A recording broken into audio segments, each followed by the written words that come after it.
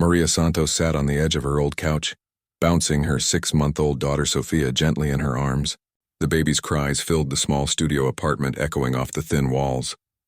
Sophia had been crying for over an hour now, and Maria knew exactly why. The last can of baby formula sat empty on the kitchen counter, and there was nothing left to feed her hungry child. The apartment was tiny, just one room with a small kitchen area and a bathroom barely big enough to turn around in. The rent was cheap, but even cheap felt expensive when you had no money coming in. Maria looked around at the space she called home. A few baby clothes hung on a makeshift clothesline by the window. Sophia's crib took up most of the living space, squeezed between the couch and the small table Maria used for everything from eating to paying bills. 3 weeks ago, everything had been different. Maria had been working at Danny's Diner downtown, serving coffee and burgers to regular customers who knew her name and always asked about Sophia. The tips weren't great, but combined with her hourly wage, she could keep food on the table and formula in Sophia's bottle. Then the owner had called her into his office on a Tuesday morning and explained that business was slow. He had to let 2 people go, and since Maria was one of the newest employees, she was one of them. "I'm real sorry, honey," Danny had said, not meeting her eyes. "You're a good worker, but I just can't afford to keep everyone on right now. Maybe in a few months when things pick up." Maria had nodded and cleaned out her locker, trying not to cry in front of the other workers. She understood it wasn't personal, but understanding didn't pay the bills or buy baby formula. Since then, she had been surviving on food stamps and the occasional help from neighbors. Mrs. Rodriguez next door sometimes brought over leftover rice and beans. The young couple downstairs had given her a bag of diapers they found on sale. People were kind, but everyone in the building was struggling.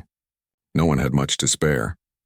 Maria had applied for unemployment benefits, but the first check wouldn't come for another week. She had filled out applications at every store, restaurant, and office within walking distance.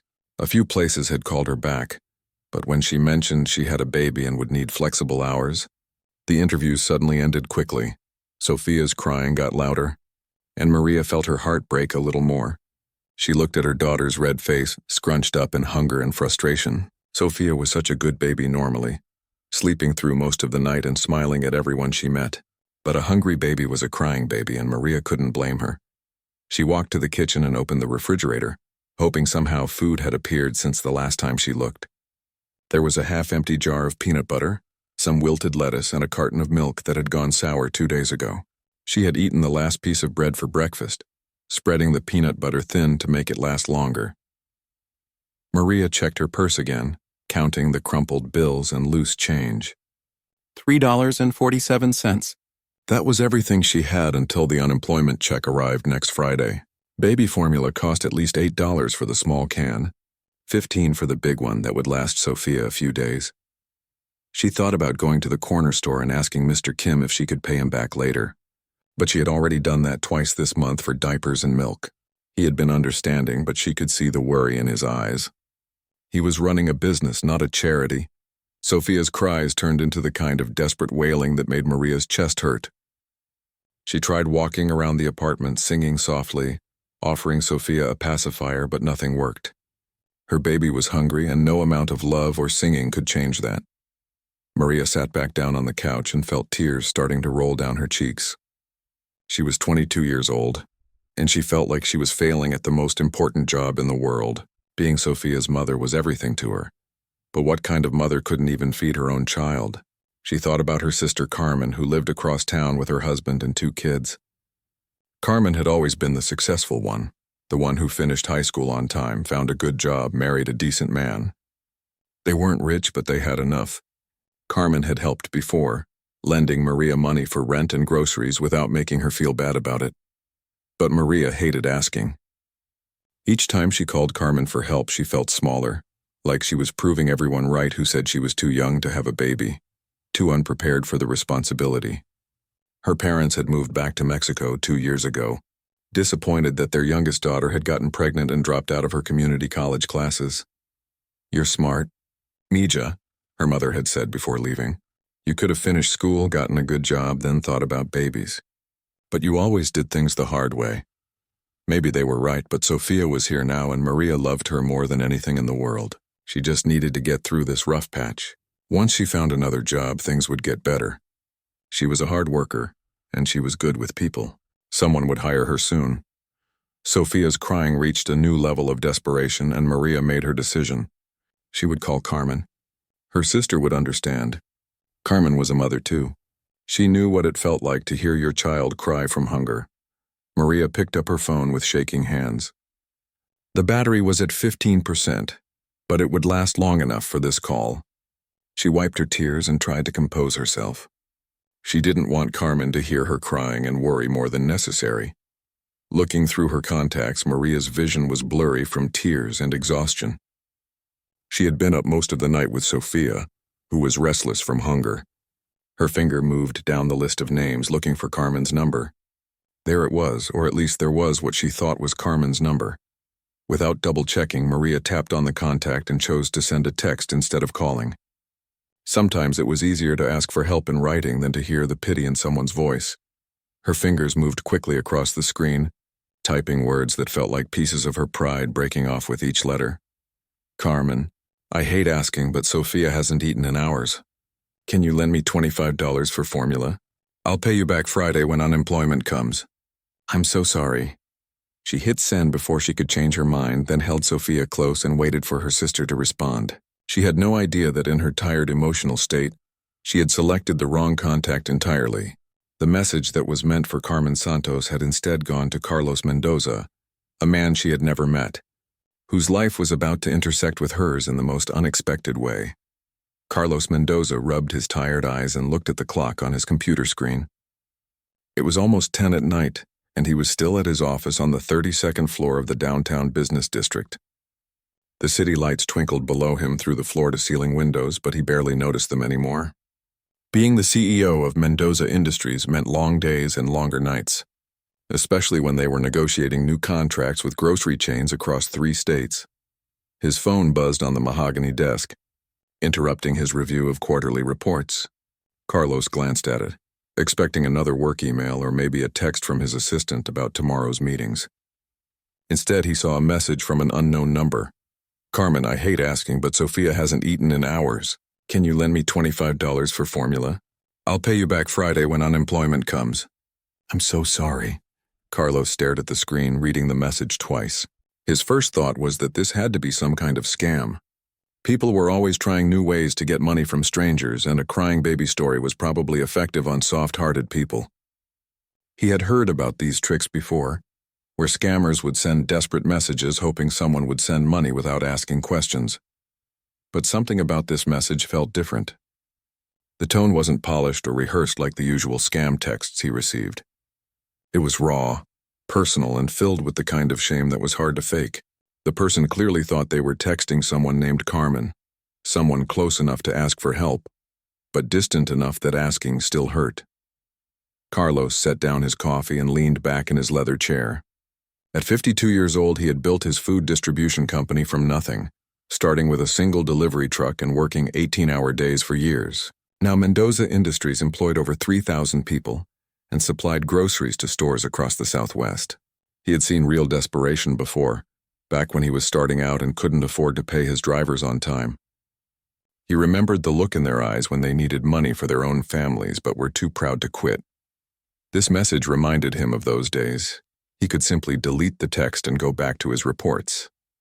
It would be the safe thing to do, the smart business decision, but Carlos had never gotten where he was by taking the safe route. Against his better judgment, he typed back, I think you have the wrong number, but are you okay? This sounds like an emergency. On the other side of town, Maria was pacing her small apartment with Sophia still crying in her arms. When her phone buzzed with a response, she felt a wave of relief wash over her. Carmen always responded quickly, even when she was busy with her own kids. But when Maria read the message, she felt confused. Wrong number? That didn't make sense. She looked at her phone again.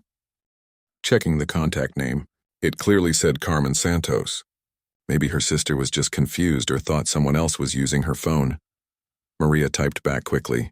Carmen, it's me. Maria. I know it's late, but I didn't know who else to call. Sophia is my baby and she's so hungry. I lost my job 3 weeks ago and I'm waiting for unemployment. I wouldn't ask if I had any other choice. Carlos received the second message and felt his skepticism melting away. If this was a scam, it was the most elaborate and convincing one he had ever seen. The woman clearly thought she was texting someone she knew well, someone named Carmen who would understand the situation.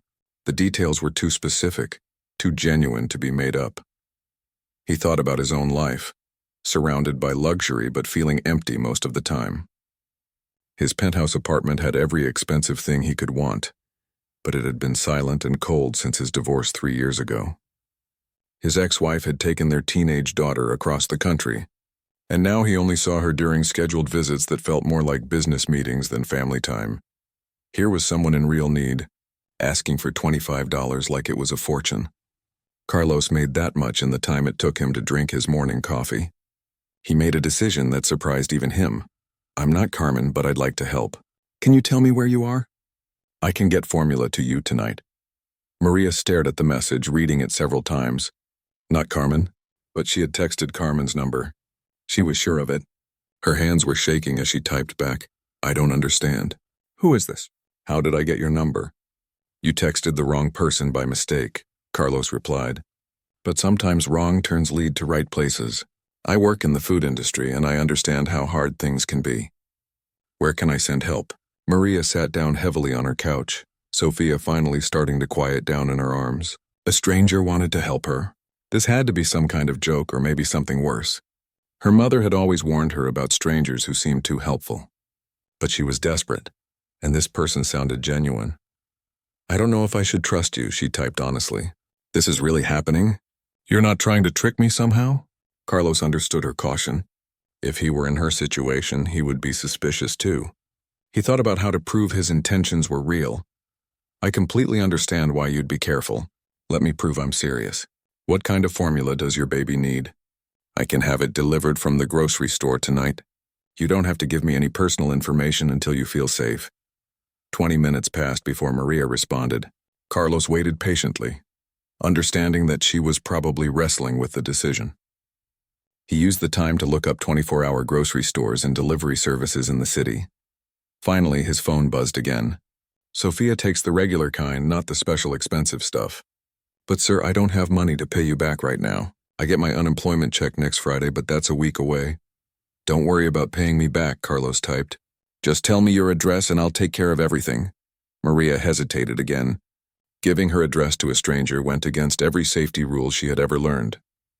But Sophia was starting to cry again, and her maternal instincts overrode her caution. She sent her address, adding, "I live in apartment 3B. Please, if you're really going to help, I need it soon. My baby hasn't eaten anything in hours." Carlos immediately called his personal assistant despite the late hour. Jennifer had worked for him for 8 years and was used to unusual requests. "Jennifer, I need you to arrange an emergency delivery tonight," he said when she answered. "Baby formula, diapers, and some groceries. I'll text you the address and the specific formula type." "Of course, Mr. Mendoza. Is this for a family member?" Carlos looked out his office window at the city below, thinking about the desperate mother and hungry baby somewhere out there in the darkness. "No," he said quietly, "but it's important. Make sure they get everything they need." An hour later, Maria heard a knock at her door. Through the peephole, she saw a delivery driver holding several bags. Her heart pounded as she opened the door. "Delivery for Maria Santos," the young man said with a smile. "Someone must really care about you and your little one." As Maria took the bags with shaking hands, she realized her life had just taken an unexpected turn, all because of a simple mistake with a phone number. Maria stood in her doorway, staring at the bags the delivery driver had just handed her. Her hands trembled as she carried them inside and set them on her small kitchen table. Sophia had finally stopped crying and was sleeping peacefully in her crib, worn out from all the fussing. The first bag contained 4 large cans of baby formula, the good brand that Maria usually couldn't afford. Her eyes widened as she pulled out each can. This wasn't just enough for tonight, this was enough for nearly 2 weeks. She had asked for $25 worth of formula, but this had to cost at least $60. The second bag made her gasp out loud. It was full of groceries, real food. Fresh bananas, a loaf of bread, peanut butter, milk, eggs, chicken breast, rice, and beans. There was even a small container of vanilla ice cream, something Maria hadn't tasted in months. At the bottom of the bag, she found packages of diapers in Sophia's size and a few jars of baby food for when Sophia was ready to start eating solids. Maria sank into her chair and started crying. But these were different tears than the ones she had been crying all evening. These were tears of relief, gratitude, and complete bewilderment. A stranger had done this for her. Someone she had never met, whose name she didn't even know, had sent her more help than she had received from anyone since losing her job. She picked up her phone with shaking fingers and called the number that had been texting her. It rang 3 times before a man's voice answered. "Hello? Hi, this is Maria, the one with the baby. I just got your delivery." Her voice was thick with emotion. "I don't know what to say. This is too much, way too much." Carlos was still in his office, having waited to make sure the delivery went smoothly. Hearing the genuine gratitude and shock in Maria's voice made him feel something he hadn't experienced in years. His wealth had always felt like a burden, something that separated him from real human connection. But tonight it had been a bridge. "I'm glad everything arrived safely," he said gently. "Is your baby okay now?" "She's sleeping. She's finally sleeping and full and happy." Maria wiped her tears. "But sir, I asked for $25 for formula. You sent enough groceries to last me 2 weeks. I can't accept all this from a stranger." "You're not a stranger anymore," Carlos said. "You're a mother who needed help, and I was in a position to give it. That's all that matters, but I don't even know your name. I don't know anything about you except that you have the kindest heart of anyone I've ever met." Carlos hesitated. He couldn't tell her he was the CEO of a major company. That would change everything, make her feel obligated or ashamed. He wanted to keep this simple human. "My name is Carlos," he said, "and you don't need to know anything else. I work in the food business and I've been in tough spots before. I understand what it's like when you're trying to provide for your family, and everything seems to go wrong." Carlos. Maria repeated his name softly. "Thank you doesn't feel like enough. You probably saved my life tonight. I was starting to think about things I never thought I'd consider." She paused, realizing she had almost admitted to some very dark thoughts. "I mean, I was just really scared." Carlos understood what she wasn't saying. He had seen desperation before, knew the dangerous places it could lead a person's mind. "You're going to be okay, Maria. This is just a rough patch. You'll find another job, things will get better." "How can you be so sure? You don't even know me?" "I know you love your daughter enough to swallow your pride and ask for help. I know you're honest enough to tell a stranger you can't pay them back. I know you're strong enough to be raising a baby on your own. That tells me everything I need to know about what kind of person you are." Maria felt fresh tears starting. When was the last time anyone had said something so kind about her? Her own family had made her feel like a failure, like she had ruined her life by having Sophia so young. But this stranger saw strength where others saw mistakes.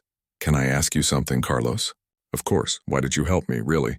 "People get wrong numbers all the time, but most would just ignore them or tell the person to stop bothering them. What made you decide to get involved?" Carlos was quiet for a long moment, looking out his office window at the city lights. How could he explain that her message had reached him at exactly the moment when he was questioning what his success meant if he couldn't use it to make a real difference in someone's life? "I guess I saw something in your message that reminded me of my own struggles," he said finally. "A long time ago I was in a position where $25 would have changed my whole week. Someone helped me then, and I told myself that if I ever had the chance to pay it forward, I would." "Who helped you?" Maria asked. "A woman at a grocery store. I was trying to buy food for my family and my card got declined. I was counting coins and trying to figure out what to put back when she stepped in line behind me and just paid for everything. She didn't know me, didn't ask for my story. She just said sometimes we all need a little help." Maria smiled through her tears. "She sounds like an angel." Maybe she was. Maybe you are too, for reminding me what really matters. They talked for another hour. Maria told him about Sophia, about her dreams of finishing nursing school someday, about how scary it was to be responsible for another human being when she sometimes felt like a kid herself. Carlos listened, really listened, in a way that made Maria feel heard for the first time in months. Carlos found himself sharing things he rarely talked about. His early days building his business, working multiple jobs, sleeping in his delivery truck to save money on rent. He kept his current success vague, just saying business had gotten better over the years. "I should let you get some sleep," Carlos said finally. "You've had a long day." "Carlos, wait. How can I stay in touch with you? I know you said not to worry about paying you back, but I want to. Not just the money, but somehow. I want to pay this forward like that woman did for you." "Keep this number," he said. Text me sometime and let me know how you and Sophia are doing. That's payment enough. After they hung up, Maria looked around her apartment. It was the same small, cramped space it had been 4 hours ago, but it felt completely different now. The refrigerator was full, Sophia was sleeping peacefully with a full belly, and Maria had hope for the first time in weeks. She made a bottle of formula and put it in the refrigerator for Sophia's next feeding, then made herself a peanut butter sandwich with the fresh bread. As she ate, she thought about Carlos, this mysterious man who had appeared in her life like a guardian angel. She didn't know that across town, Carlos was having similar thoughts. He had been going through the motions of living for months, successful but empty. Tonight, helping Maria and hearing the joy in her voice when Sophia stopped crying, had reminded him why he had worked so hard in the first place. It wasn't about the money or the recognition. It was about being able to make a difference when it mattered most. Both of them went to sleep that night feeling like something important had shifted in their lives, though neither could have predicted just how much this accidental connection would change everything. 3 weeks had passed since that desperate night when Maria had accidentally texted a stranger for help. What started as a wrong number had turned into daily conversations that both Maria and Carlos looked forward to more than they expected. Every morning, Maria would send Carlos a picture of Sophia, usually with a good morning message about how the baby was doing. Sophia was thriving now that she had regular meals, and her smile in the photos always made Carlos grin even during his most stressful business meetings. "Look at this little troublemaker," Maria texted one Tuesday morning, along with a photo of Sophia covered in baby food. She decided breakfast belongs on her face, not in her mouth. Carlos was reviewing contracts when the message came through. He set aside his work and typed back, "She's got the right idea. Food tastes better when you're having fun with it. How are you doing today?" "Good. I have another job interview this afternoon. It's at a medical clinic downtown. The pay isn't amazing, but they said they're flexible with hours for parents." Fingers crossed. Carlos had been quietly helping with Maria's job search, though she didn't know it. When she mentioned wanting to work in healthcare because of her nursing school dreams, he had reached out to contacts in the medical field. He never directly recommended her, just mentioned that he knew there were hard-working single mothers looking for opportunities in healthcare support roles. "That sounds promising," he replied. "You'll do great. You have a way with people that comes through even in text messages. In person they'll see what I see." "What do you see?" Maria asked. "Someone who cares deeply about providing for her daughter, who's honest even when it's hard, and who hasn't let difficult circumstances make her bitter or give up on her dreams." Maria stared at her phone, feeling that familiar warmth she got from Carlos's messages. Over the past few weeks, he had become more than just the stranger who helped her in an emergency. He had become a friend, a cheerleader, someone who believed in her when she struggled to believe in herself. The job interview went better than Maria had hoped. The clinic manager, Dr. Patricia Wong, seemed impressed with her enthusiasm and willingness to learn. They needed someone for reception and basic patient assistance, and Maria's warm personality shone through during their conversation. "We've had several candidates with more experience," Dr. Wong had said, "but experience can be taught. Character can't. When can you start?" Maria called Carlos as soon as she left the clinic, something she found herself doing more often. He always answered no matter what time she called. "I got the job," she said as soon as he picked up. "Carlos, I actually got the job. They want me to start Monday." "That's fantastic, Maria. I told you someone would see what I see in you. I keep thinking this is all a dream. A month ago, I couldn't even feed Sophia, and now I have a job that might actually lead somewhere. The clinic manager said if I do well, they might help me get back into nursing school part-time." Carlos felt a familiar tightness in his chest. Maria's excitement about her future reminded him of conversations he used to have with his daughter Isabella. Before the accident 5 years ago, Isabella had been full of dreams about college and becoming a teacher. She was only 17, but she talked about her plans with the same hopeful energy Maria had. "Tell me about nursing school," Carlos said. "What made you want to be a nurse?" "I've always liked taking care of people. When Sophia was born and I held her for the first time, I realized I wanted to spend my life helping families, especially mothers and babies. I know it sounds silly, but I think about being there for other scared young moms, being the person who makes them feel less alone." "It doesn't sound silly at all. It sounds like you found your calling. Maria was quiet for a moment. Carlos, can I ask you something personal? Of course. You always know exactly what to say when I'm doubting myself. You're so good at encouraging people. Do you have kids of your own? Carlos stared out his office window, watching the evening traffic move slowly through downtown. He rarely talked about Isabella, even with people who knew him well. The pain was still too sharp, too raw. I had a daughter, he said quietly. She died in a car accident 5 years ago. She was 17. Maria's heart stopped. Oh, Carlos. I'm so sorry. I shouldn't have asked. No, it's okay. Her name was Isabella. She would have loved Sophia. Probably would have spoiled her rotten. Carlos's voice was thick with emotion. Talking to you, hearing about Sophia's milestones and your dreams for her future, it reminds me of the good parts of being a parent. The hope, the pride, the love that makes everything else worth it. Is that why you helped me that night? Because you understand what it means to love a child?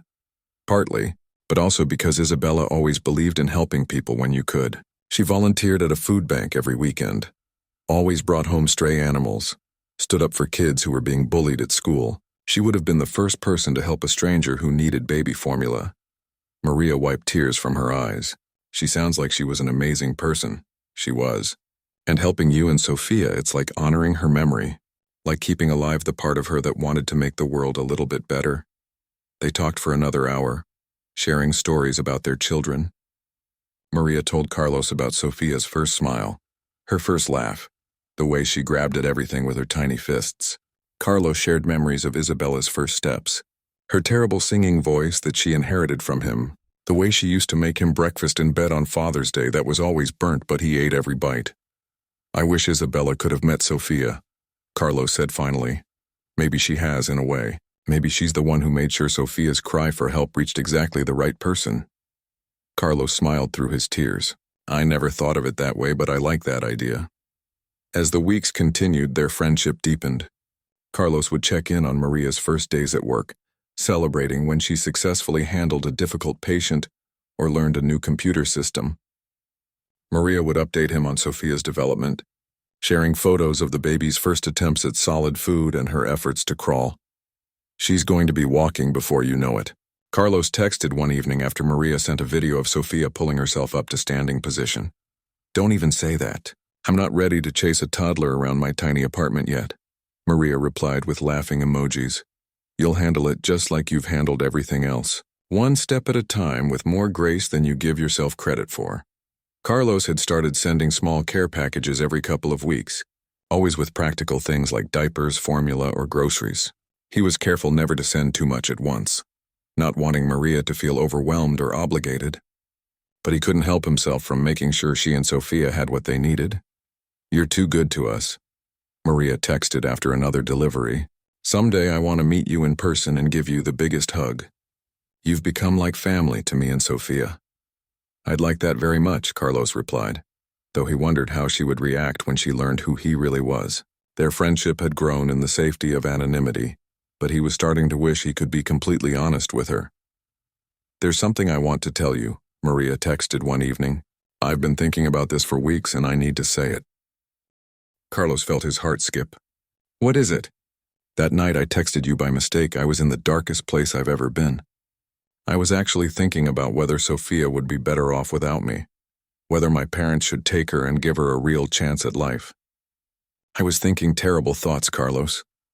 Carlos gripped his phone tighter, remembering his own dark days after losing Isabella. But then you appeared, like an angel sent exactly when I needed one most.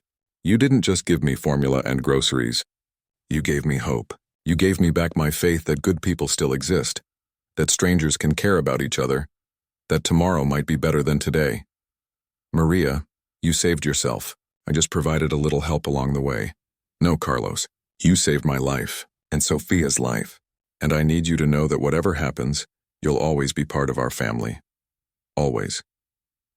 Reading her message, Carlos realized that Maria had saved his life too, in ways she would never understand. She had given him purpose again, reminded him that his success meant nothing if he couldn't use it to help others, brought light back into a world that had felt dark and empty since Isabella's death. He was ready to tell her the truth about who he really was, Maria had been working at Dr. Wong's clinic for 6 weeks when Carlos finally asked to meet her in person. Their daily text conversations had become the best part of both their days.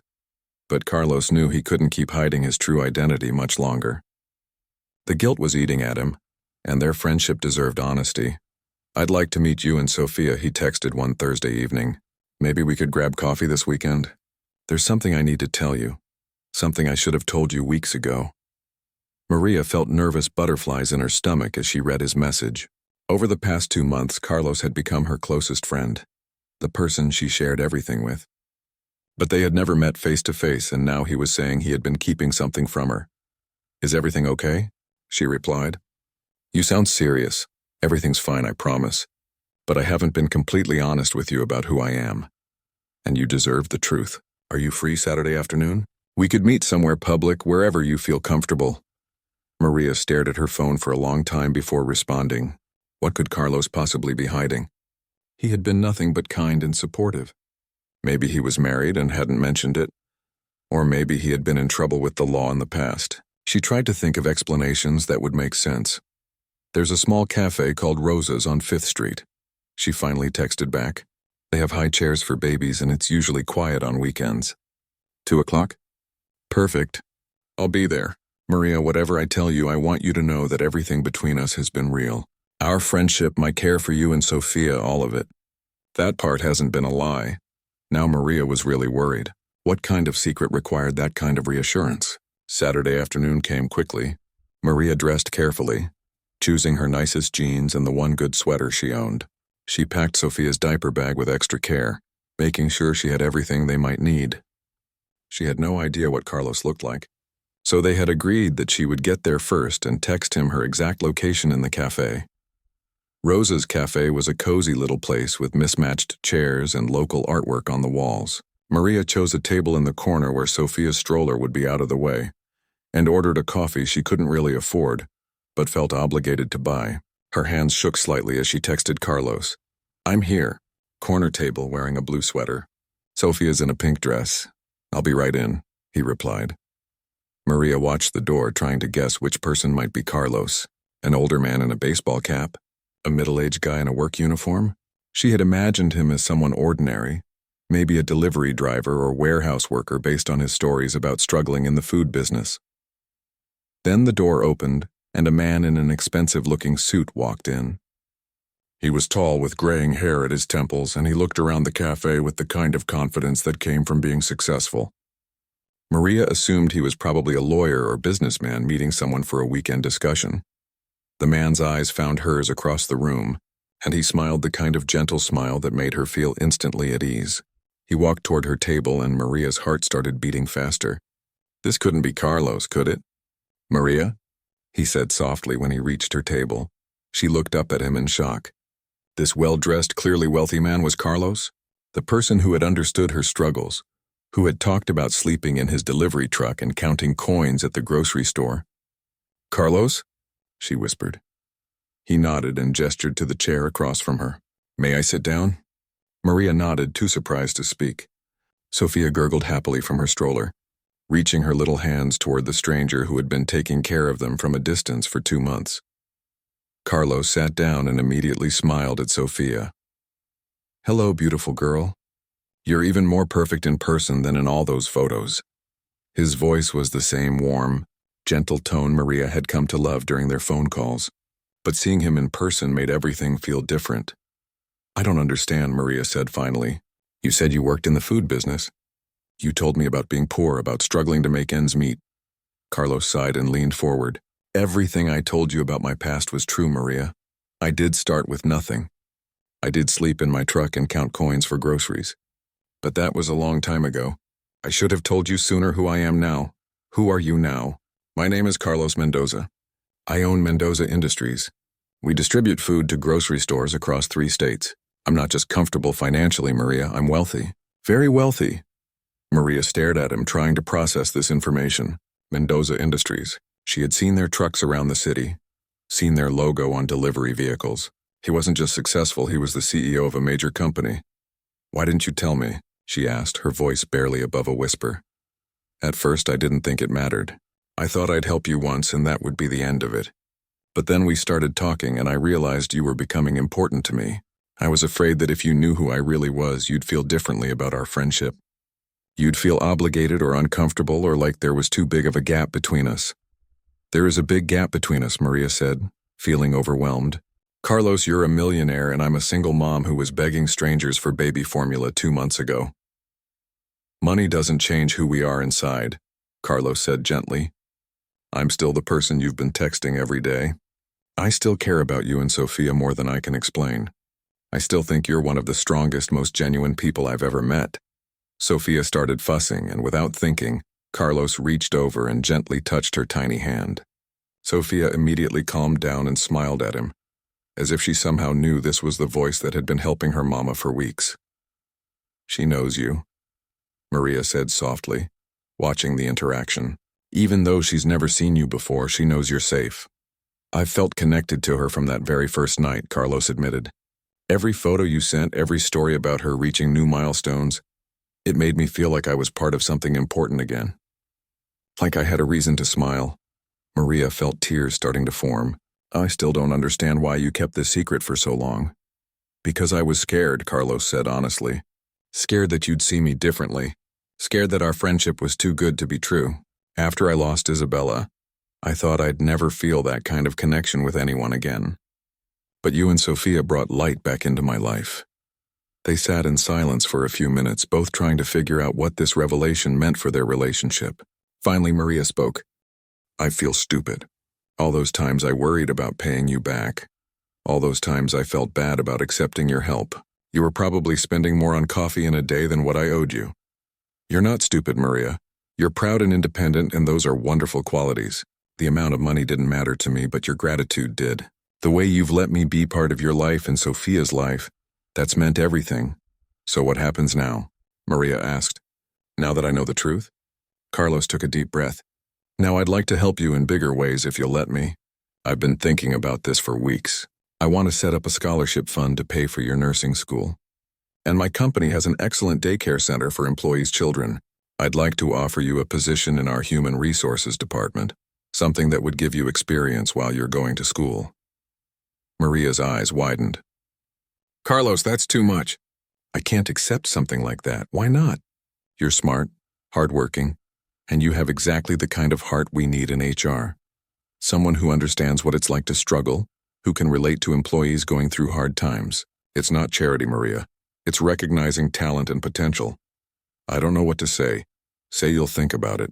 Say you'll let me help you build the future you want for yourself and Sophia. Maria looked down at her daughter, who was now sleeping peacefully in her stroller. 2 months ago, she had been at the lowest point of her life, desperate and afraid. Now she was sitting across from a successful businessman who wanted to help her achieve her dreams. There's something I need to know, she said. If I hadn't texted you by mistake that night, if you had just seen me and Sophia on the street struggling, would you have helped us? Carlos thought about the question seriously. Honestly, I don't know. I might have walked past without really seeing you, like I had been walking past people in need for years.